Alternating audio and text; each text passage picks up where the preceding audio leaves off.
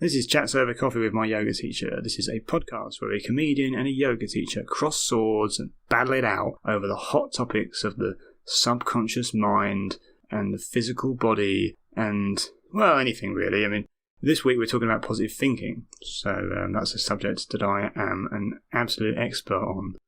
You'd laugh if you knew my on-stage persona. We also answer a question that's supposed to determine how liberal we are, which I think leads to sort of one of the funniest discussions we've had for a while. So I hope I'm building this up really good, so you're like anticipating it now. Like, yeah, shut up, we want to hear the show. It's coming any second now, but also just here's my obligatory sort of, I hope you are enjoying this if you've been regularly listening. And if you are, why not tell your friends, your family, your work colleagues, your postman, the fire brigade, if you deal with them recently. I hope you don't have to, but so if you want to, that'd be absolutely great. We really appreciate it. Here's a show this week, right now. Because I've been trying to write this bit about unwaxed lemons for ages. Because, I sort of think that's the biggest racket around the unwaxed lemon market. Because if you want to buy a lemon, right, and you want to use the skin and the zest and stuff, you've got to buy an unwaxed lemon, haven't you? Yeah. But that's more expensive than a lemon with wax on it. Yeah. So why are the lemons with extra sort of stuff on it, presumably the wax costs money, you're basically being charged for the ability to make zest, aren't you? I think it's evil, isn't it? It's like, oh, well, you can't, Yeah, but there's probably a very practical reason, because wax. Yeah, but not for the sake of plastic. Not for the sake of a comedy routine. There isn't. I know, but it won't work if it's not. What if it's too practical? If someone goes, well, it makes the lemons last longer because they're basically wrapped in waxy plastic, then that's why they cost more, because they have to be shipped quicker and sold quicker. So it's not some evil genius saying, "Oh, well, I've put these ones in some sort of poison." Probably not. Yeah. Okay. Might give up on that bit. I feel like you had something, but I'm not sure if it would work. Unless you were with a lot of people who don't know much about lemons. It's hard to know what an audience knows about lemons, isn't it? You play the percentages, you can't know for sure. Well, sod that then.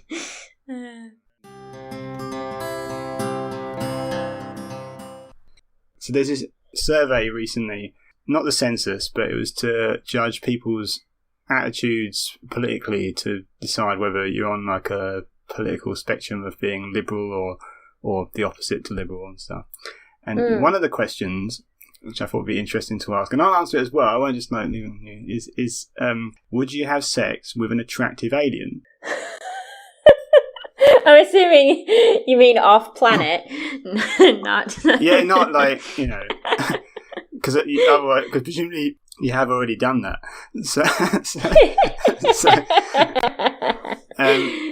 No, but yeah, another planet, I suppose. Yeah. Yeah. Why wouldn't you? I suppose it depends. I mean, like, obviously there would be actual complications to any weird thoughts like that. Well, no strings attached, I would say. Assuming no complications and no issues around reproduction or whatever. You don't want to get that phone call, do you? No.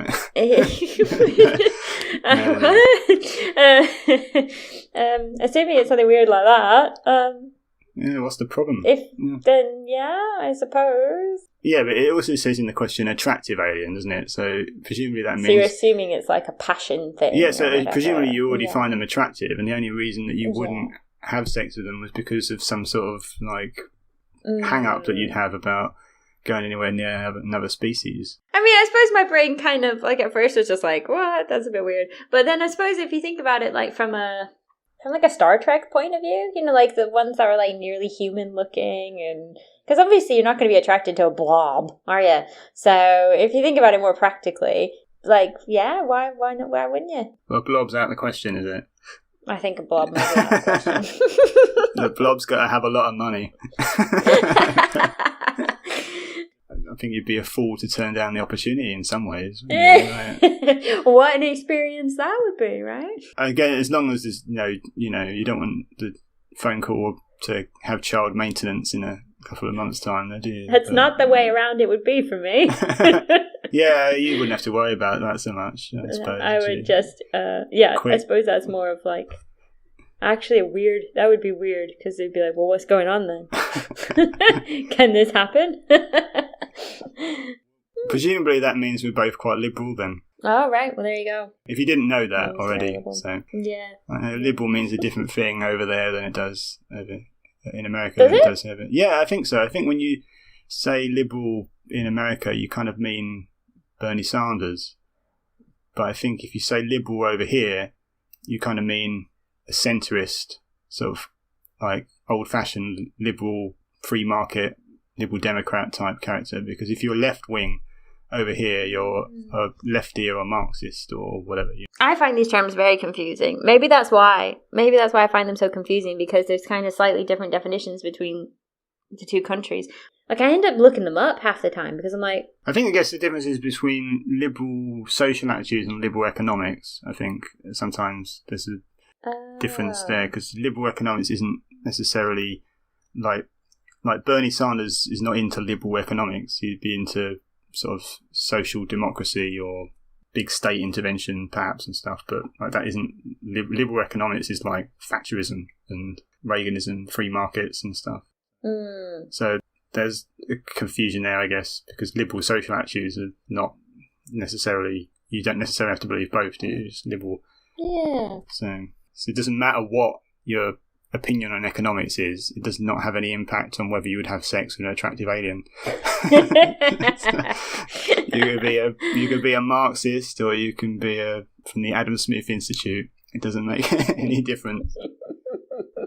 I told you about a person about aliens, about someone that I knew saying that they were abducted. Oh yeah. So did I tell you how that happened? Go on. So the family is fishing, right, in a pond. Yeah. And then this alien ship comes, right? Right. And he gets abducted. So they, like, get him and they, like, take him up to the ship, right? Like Hollywood style. Yeah. Take him up. And then they do something, I don't know, like, can't remember that bit. And then they just put him back where he was before, right? Right. And then a fish comes out of the pond and says, "See? How do you like it?" I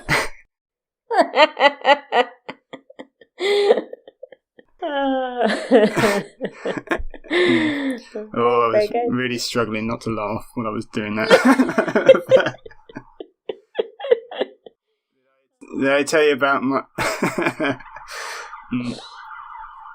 Did I... Sirens now. The joke police are coming. Yeah. Because you did, yeah. You hear about I'm a godfather, don't you? Oh. Yeah. So, no, obviously, if anything happens to the parents, I've got a lot of responsibility there. But I don't like the kid very much, because he wants to be a clown when he gets older. So when I visit him, he always like practices on me and throws all these pies in my face and stuff. So I really hope nothing happens to his parents, because if it does, I'm going to get custody. Oh, God. Yeah. So, that's very stupid, isn't it? That felt like a dad joke. Yeah, it is a bit, isn't it?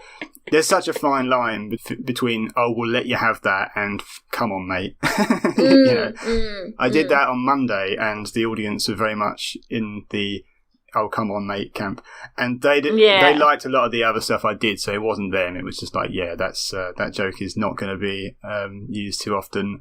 I think I'll say it on a podcast once and never do it again. I don't quite. I think because I'm not an aim high or anything, but like when you try and be esoteric, you just, I don't know, sometimes you get it so, it's not over people's heads, it's just like, it doesn't make connect sense, so I'm not saying it's too smart for anybody, it's just like, you've missed the connection with people. It's like Jerry Seinfeld used to describe writing a joke as being like getting someone to jump over not the what's that big hole in the America, the Grand Canyon. It's not that the big hole. Yeah. Have you ever been there? No, I've not been out there. I want to go there.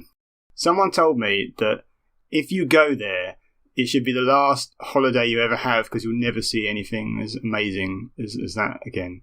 And I sort of thought, Well, what a shit reason to not go. I mean, what? Like what? Well, basically, they're saying that's the most amazing thing you've ever seen in your life. So why do anything else afterwards? So you're saying I should see it and then I should just jump into it? Then, I think that's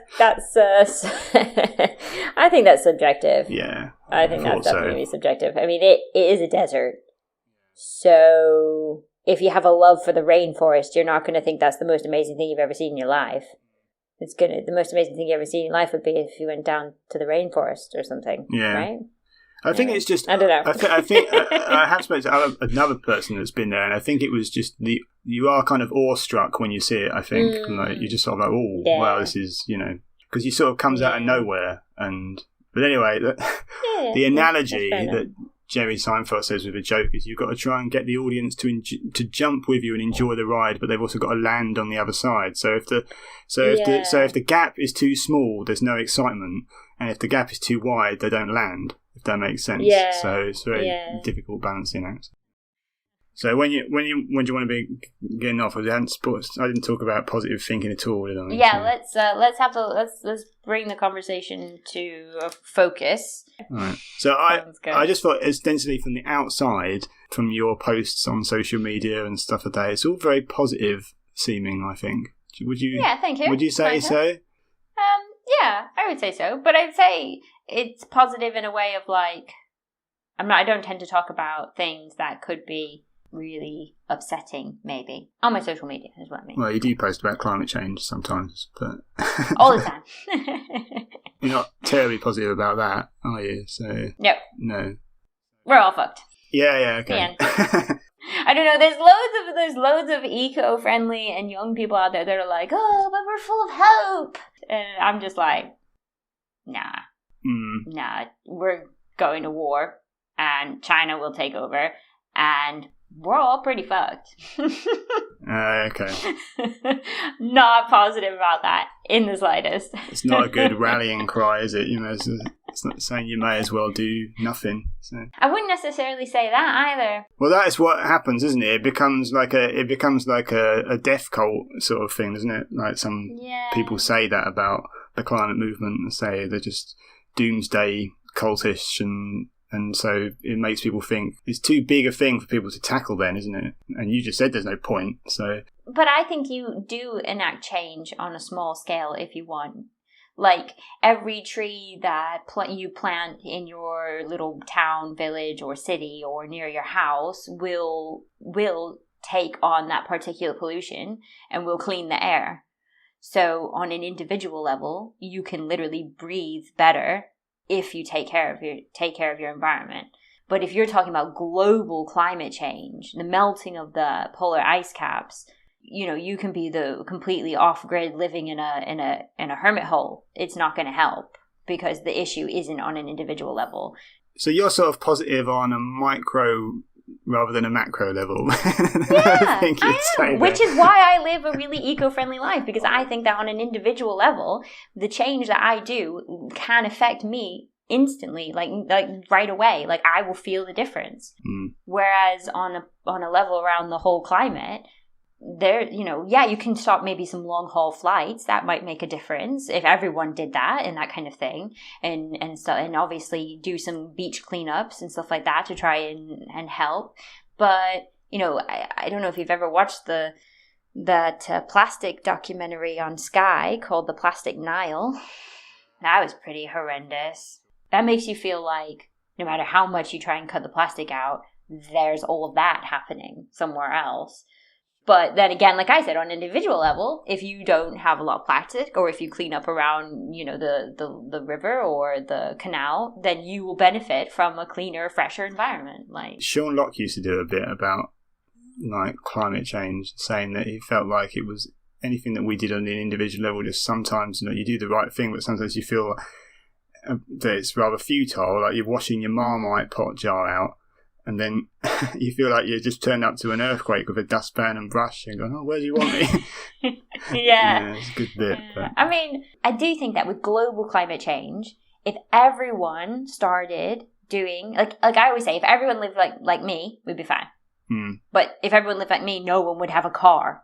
If every single car in the world just disappeared and we didn't buy or sell any more new cars, that would really make a difference. McDonald's would go out of business as well. I mean, so like, yeah, sure, if everyone lived like me, we wouldn't have climate change. But that's, to some extent, that's unreasonable. But I mean, like, I just mean if everyone were to go green, yes, that would make a difference to the climate. The catch is they won't. Right. And they don't want to. So what do you do about that? It's not ignorance.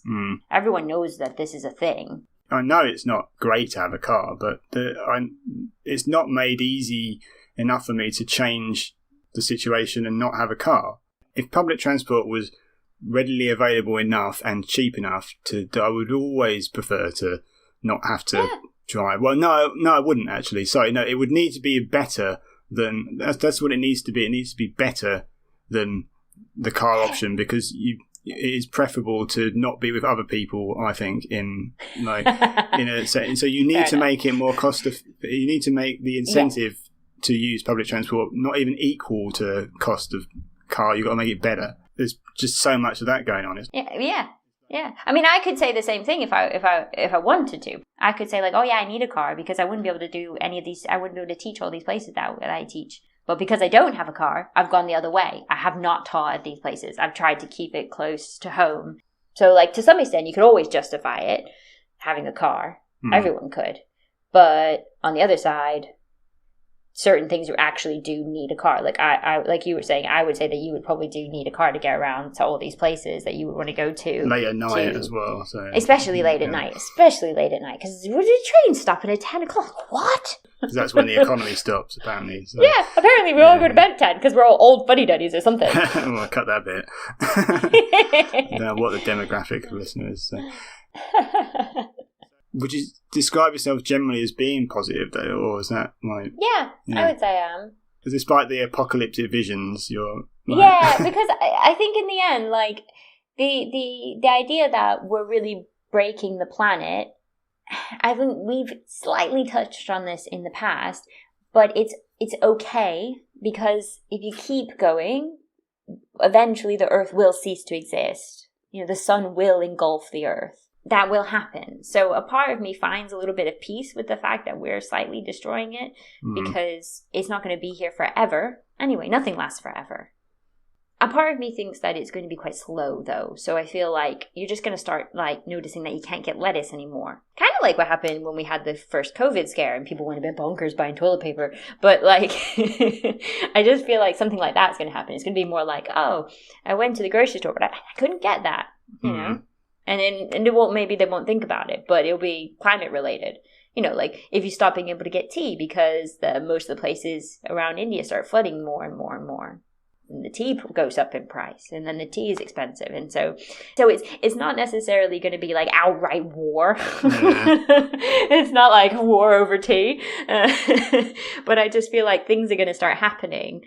Two things to sort of that is that it kind of reminds me of a little bit when I had bad health anxiety, and if I ever had like an issue like a twinge or something, my immediate reaction in my head would be to be like, well, that's definitely cancer or something. And it's not, you can catastrophize a little bit in your head. It's a lot easier to imagine things to be like, especially if it's something that's a gradual thing. You not think things get sort of like there's always a counter reaction to it, and so you know, and there will be some level of human ingenuity that it's like 50 years ago, wherever it was, and they thought they were going to run out of food, and then they genetically engineered wheat to be able to have higher yields and stuff like that. You know, we won't know what technological solution there will be that will come around the corner, but people like Elon Musk are quite interested in these sorts of things, and so it's not beyond the realms of possibility that there is a counter force somewhere, because a lot of the ideas between why capitalism tends to work is that they always push debt into the future because they just assume that there will be a technological innovation because they always believe in progress in that way, and somehow there always is progress, and maybe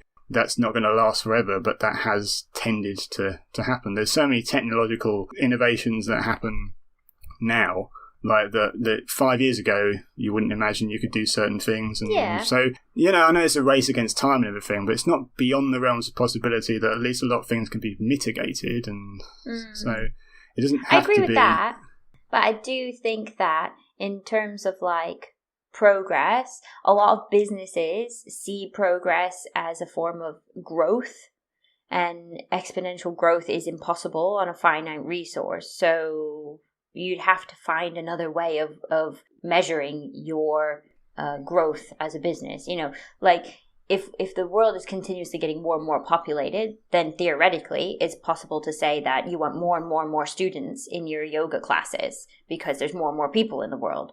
But if you only have a room that only fits 20 people, then eventually you must be satisfied when that is just full, and that's that. But a lot of companies aren't. Continuous growth is what they want, just forever.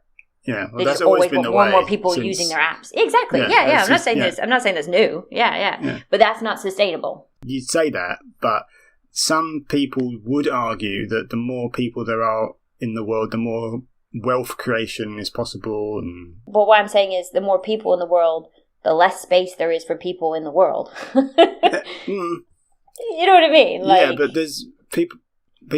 I'm being devil's advocate to an extent here, just to, obviously. Don't go for it. I'm not pretending I'm like a ray of sunshine here, but like we produce more food now than we ever have done, and people now not crap food.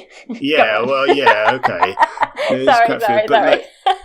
So people eat more calories per person, even though obviously there's extreme poverty and stuff like that. Like, more than 50 years ago, 100 years ago, by an enormous amount, actually, when you compare it. So, it doesn't, these ideas that we can keep getting better at producing stuff and is not unfounded, because there will be agricultural sort of innovations as well.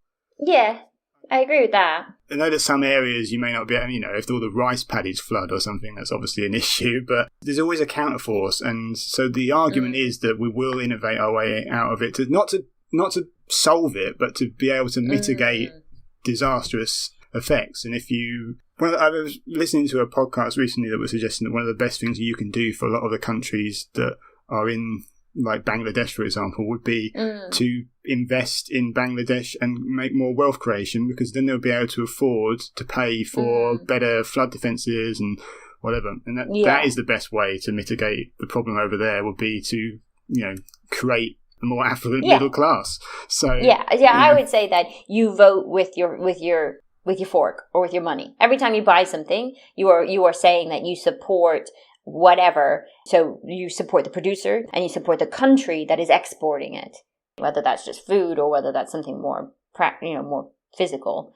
And then, like you're saying, there's the potential that it could actually help. Well, I wanted to talk about positivity as well in some ways, was because I think ostensibly from the outside I'm quite a dour person, and I think ostensibly from the outside you're quite a positive seeming, happy seeming person. Yeah. And I thought, we talk about climate change, it'll end up being like a Samuel Beckett play or something, where the where the character at the beginning that you think is the happy one turns out to be the miserable one. The one that is the miserable one turns out to be the happy one or something. But I know it's not as simple as that, but and I'm not saying I'm positive and stuff, but I also don't, I think maybe it's just, it's not helpful for my state of mind to, be apocalyptic about it completely. And, I've been apocalyptic about other things, like, what the hell we do on the planet in the first place? What's the meaning of life? It's probably probably nothing. It's probably, I can revel in the nihilism and that there's probably no God and stuff like that. But what I would rather do is I like listening to podcasts with people that are religious, that are vaguely intelligent, because I just feel like, it just gives me some, not that I'm gonna,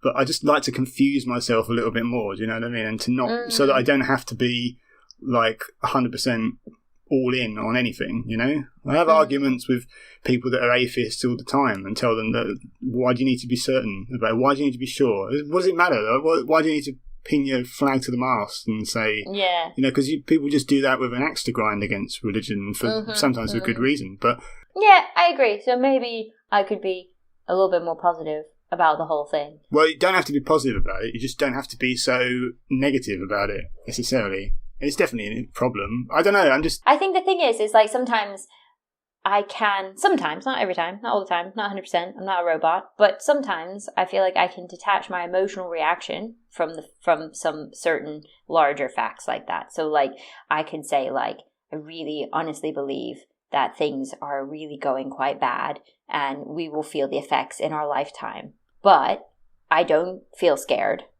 I'm not worried. I don't think, oh my God, I'm going to die. Like, none of those kind of emotional feelings in your core, in your physical body, really well up for me. I just kind of look at it like, that's going to happen, isn't it? Oh. Like when there's a storm and you think, oh, that's a really bad storm that might, damage my roof or something. But there's no point sitting around going, You just wait it out and see what happens. I kind of feel like that a little bit. Like, I'm just kind of like, it's probably going to happen, but I don't feel like it's very unlikely that it would be an extinction event, even though the Extinction Rebellion call it extinction events. Which is not helpful. I know, but likelihood of humanity becoming extinct is extremely small. Yeah, we'll adapt somehow. Yeah. We will adapt. Yeah. So, and also, like I say, I do really believe that this would be a very slow thing to happen. I mean, storms might get worse and things like that, but I mean, like in terms of like how your life will change, it will be more like when you're 80, it'll be really difficult to get chocolate. Or something like that. Like not. Why live? I honestly don't think that it's like all out in our lifetime as drastic as you could paint the picture as possible. So I think maybe that's why, even though I sound pretty dire and not very positive about it all, I think it's more just like acceptance. Do you think it sometimes goes towards, you said ages ago that sometimes you have trouble with your emotional reactions to things. Do you think a lot of the time it is an emotional reaction to something? Like if you see a bit of terrible litter or something, do you think it's your reaction to it that makes you act like, do you know what I mean? Sort of. Not that you've got anger issues and stuff like that, but you sort of alluded that you might. Do you think it's something? Do you think it's what I mean is like if you see something pollutional or whatever, it triggers something and it triggers an initial annoyance and stuff, and then I think you think so. it's related to that. But I think it comes more from like an environmental justice kind of side, because I suppose growing up in America, there is a very strong sense of like right and wrong. And justice and freedom and on a very basic level, any harm we do to the planet, any time that we do something like throw your rubbish on the ground, even something as simple as that, you are being really selfish. Like that is something that is going to damage someone else's time, planet, future, however you want to think about it. It's an unfair thing to do. So it's more of a justice kind of reaction, like that's not fair. But that makes you sound like a child when you say fair, obviously, because things aren't necessarily fair. In general, life isn't fair. Your constitution is just based on fucking, load of waffle, innit? Exactly. I just think like... Pursuit of happiness? What the hell's that? Pie in the sky. There you go. Yeah. I did think that maybe that was one of the reasons why ostensibly you do seem quite positive. It's an American. It's like there's that people do comic routines where they sort of, if they're not drinking and they're a comic, and they might say there's this like a stereotype sort of thing where if you said to an English audience, "I don't drink," they'd be like, "Oh, what's his problem?" But if you said it in America, they'd be like, "Yeah, you go, well, good for you," and all that stuff. So there's like a American can-do sort of like, like fucking "Yes, we can" would not have worked as a political slogan in this country because we'd just be like, "Ugh, it won't." No, I agree. I think that does make a difference, definitely. I was thinking, like, what's the only positive sort of like you can do it type of quote that will work over here, and it's just B&Q, isn't it? We're far too cynical over here, so I don't know whether that's, have you been affected by that? So should we leave it there? Yeah, we can do. Did you want to talk about motivational quotes and stuff like that, or did you want to leave that till next time? How long you got? 5 minutes or? Well, yeah, 5 minutes. 5 minutes, okay. 10 minutes, yeah, do it because you're tired. So you post motivational quotes sometimes, don't you? From Eastern philosophies, maybe it seems positive. Like I don't know, but yeah. So I don't know. I feel like I've posted things that just to get you thinking, maybe a little bit, but like maybe they'd be in a positive way, but. So what is your opinion, before we start, before I say any more, what's your opinion on like you were saying, motivational quotes and, putting a Post-it note on your mirror in your bathroom and stuff like that? I am cynical about it because in a way, I don't feel like you can sort of become more positive through an osmosis process of seeing positive things written. But that is possibly my ego sort of telling myself, I'm not going to get tricked into these words that I'm sort of putting up to try and trick me into being happy or whatever. But because my dad, being a sportsman and has coached football as well and stuff like that, has put a lot more stock in having positive quotes and stuff on the walls and things like you do in sports, like training centres and stuff like that. It's like and mottos for football clubs and stuff like that maybe they do have an effect on, and they probably do, otherwise I wouldn't do them and stuff. So my dad is sort of an advocate of having positive things around, and his dad was a very, very, very negative individual. So my dad has always made a conscious effort, I think, to try and be more positive than his dad was. And I reverted back. But because my dad used to go to football matches with his dad, and they were West Ham fans when they were growing up. And if West Ham scored after 2 minutes, my dad would be like, yay. But my granddad would go, oh, got to hold on for 88 minutes now. Oh, right. So it's, it's I have the beholder stuff again. But yeah. So, yeah, that's why I'm seeing it. When I saw my dad putting all these motivational quotes up, or like motivational images like put up as well, like successful sports things and stuff, I was sort of a bit like, it's not going to work on me. So I have a cynical air of it, but I'm not saying it doesn't work. Well, I think I misunderstood what motivational quotes and stuff actually were for. So when you said you thought, oh, well, let's talk about this because I kind of post that kind of thing and stuff, I thought, oh, I'll read up on this and have a quick look in towards the sciencey spectrum and see if there's anything like, yes, absolutely, 100% this works, blah, blah, blah. I didn't find very much. I didn't dig very deep, so maybe that's why. But, I didn't find very much. But what I did realize after a little bit of reading around was that I did kind of misunderstand this. So I thought that a motivational quote was intended to trigger or remind. So say if you're going to use it in a really basic way, like say you wanted to be a bit more healthy. So say you have some cookies in the house and you only want to have one cookie a day. You don't want to sit down and accidentally eat the whole pack of cookies. So you put a note or something near or on or around your cookies that says like, you have the strength to do whatever you want to meet your goals or whatever, some silly motivationally kind of quote that works for you, that makes you think, yeah. So you put it on your cookies, and then if you go to grab your cookie, you see the quote and you think, right, one cookie. And you grab one cookie, and that's that, and you're happy, and you're satisfied, and you eat your cookie. So I kind of thought that motivational quotes, even ones that were like stuck on your mirror and stuff, were there to remind you of what goal you had wanted to accomplish. But I was reading that people were saying that the motivational quotes were there to make you feel better, and that they had done some research. I only found this from a third source, so I'm afraid I don't know who actually did the research. I didn't find that part, but someone had written about it, and they had said that the research showed that people who had the motivational quotes got the same, like, physical reaction, so like the same chemical like release. Like an endorphin hit or something. Yeah, like endorphins or whatever. The same chemical release as if they had actually accomplished the goal, which actually meant that people didn't accomplish their goals as often as if they didn't have these things. So they were saying it was basically making people complacent. Right. So which I was like mind blown, because I was like, "What? Surely that's the exact what?" Like I was so confused. Is that the intention of them, or is that just like an accidental byproduct? No, I think that's an accidental thing. Like you feel positive, so you don't feel the need to get that accomplishment positivity because you feel like you've already accomplished it. No wonder my dad's football team was shit. So I don't know. You'd have to check into this a little bit deeper. I could be completely wrong with the way I've interpreted this. But it was really interesting. I mean, that might be a good thing if it's a cookie, though, because if you get the endorphin hit from the motivational quote, then a cookie, that's good, I suppose. Yeah. But, yeah.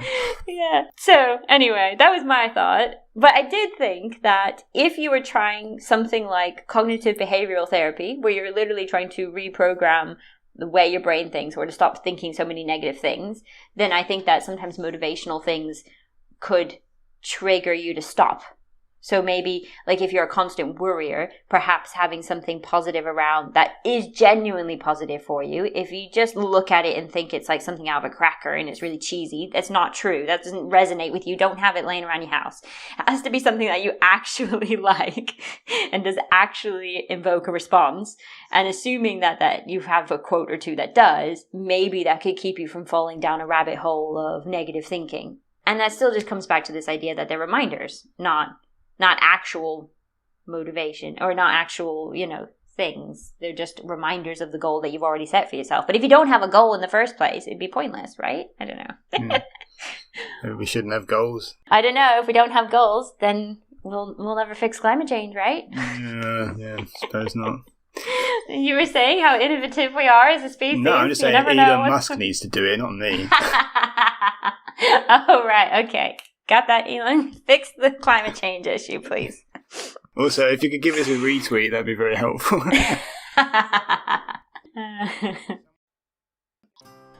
Thanks for listening. Hope you enjoyed that. And yeah, get in touch, Elon.